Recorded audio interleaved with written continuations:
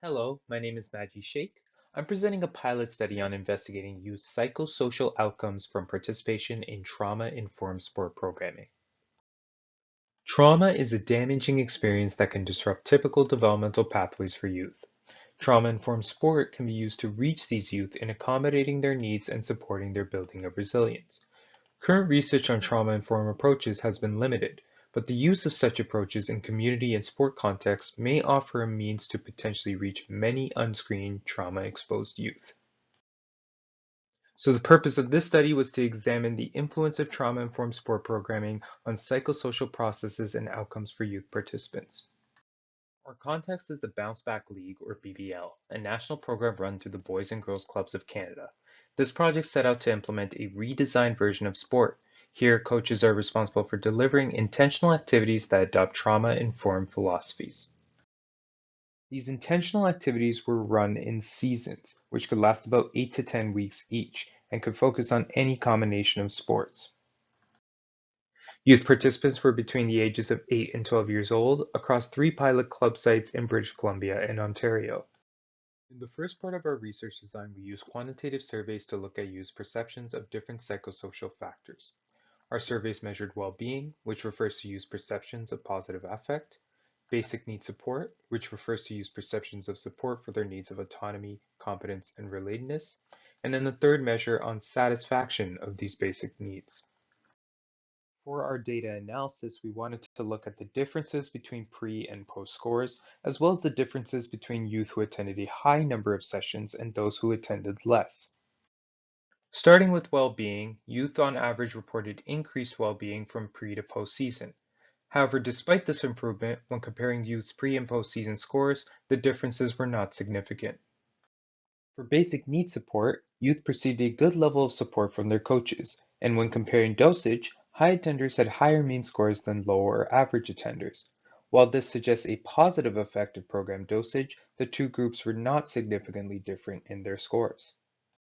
We saw similar results for need satisfaction, where high attenders had higher mean scores, but the two groups were not significantly different in their scores. To enhance the evaluation, we incorporated qualitative approaches to gain richer insights into youth's experiences. Here, we had youth take part in short interviews and art-based participatory approaches. All these data were analyzed together, and we used thematic analysis to interpret meaning units and construct themes that best represented youth's perceptions of their program experiences and development. This analysis helped us to generate 4 themes. In the first theme, youth shared how they felt accepted by their coaches in the program, who offered them high fives in the activities, and by their peers as well, who would check in with them when taking a break in a space they called the zone.